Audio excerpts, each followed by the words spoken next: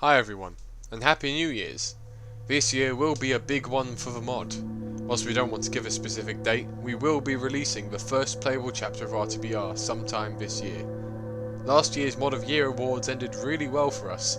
We were ineligible to win again outright due to our previous victory, and so were only in the honourable mentions, but by sheer metrics we actually came 4th most popular out of all upcoming mods, not just out of the 5 that placed. This is an incredible achievement, and we're especially thankful to all of you who voted for us.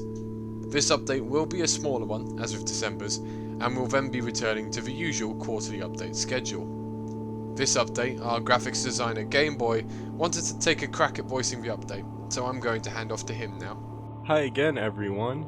Since the last update, RTBR has taken on a handful of new people. Shadowrun, who is our new material implementation expert, and Alessandro, our new structural concept artist. Satvik has also returned to the team after an extended absence, and is already back to work on some of our best content. You'll be seeing the fruits of Shadowrun's labor later in this update. Shadowrun has amazed us with a damn good looking material setup for the revolver. You might remember in the last update, we were struggling to make it look how we wanted it to look. Within 2 weeks of joining the team, Shadowrun had done it proper justice, and has already moved on to other models, giving them considerable facelifts. We're extremely optimistic about models and how they translate in-game from renders thanks to his work so far, and we're excited to see how he helps improve our visual style. As we get ever closer to finishing up Chapter 1, Redux has been going full steam ahead, making the arcade an incredibly visually appealing part of the chapter. Well, over half the map is now spruced up to a considerably better standard, and Redux continues to prove his mapping capabilities. We're all excited to see where it ends up once he's been all the way through, and on the back end, he has made tremendous structural and optimizational improvements that will mean the map will perform better than ever.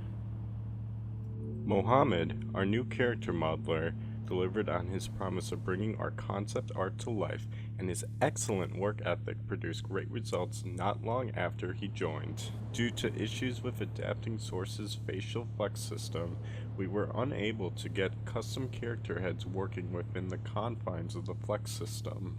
Thus, we have elected to create custom head textures of the existing Half-Life 2 characters for those models Mohammed makes, drawing heavily upon concept art and the cut designs for them. So far, we think this approach has worked well, and we've explored this method for other characters already as a preliminary test, and the results have made us very optimistic of our ability to make this look good. The following poster of the console was made by yours truly. I have been assigned to remake any other poster that gets thrown my way throughout the development of this mod. This poster is a rebranded Breen poster that could be seen throughout the base Half-Life 2 game. I have completely remade it in a way that I believe the original Breen poster was created, giving it a somewhat sketch effect that it was drawn on. I hope you all enjoy what I have created, and I am always open to any criticisms. Reese, having finished his work on free TVs, sets his sights on the construction site next, and provided some really excellent work to both parts of the level, bringing them up a notch in terms of visual fidelity. We're now confident, thanks to his improvements, that the construction site is nailed down and ready to go. Reese, not one to hang about, has already begun his next task, wrapping up the industrial sector. Industrial sector has been a big problem area in Chapter 1 for months, stumping everyone who worked on it. The layout and progression has been a difficult setup to create, and the visual standards set by CFT in his first iterations of the map has been a difficult bar to meet. Reese, however, fared now challenge, and in the space of a few weeks has managed to block out and lightly detail all the remaining holes in progression, with the factory in particular, as seen above, coming out really nicely. Reese continues to excel in the harshest environments, and we can't wait to see how he transforms the industrial sector into an interactive piece of cut content history. It wouldn't be an RTBR update without showing from one of our most prolific prolific contributors, Andy's Combine Guard model, teased last Christmas, brings what was a janky and messy concept to life better than any of us have ever seen. With a disturbing and horrifying take on the poor man's intern within the suit, combined with an intimidating posture, we think Andy has done a stellar job bringing the Combine Guard into RTBR. As a side note, the in-game coding is thanks to Insolence, who made their Combine Guard code public, in which we'll be making modifications to the AI down the line. Initial implementation wouldn't be possible without their resource. Thank you. Thanks everyone for visiting us in the new year.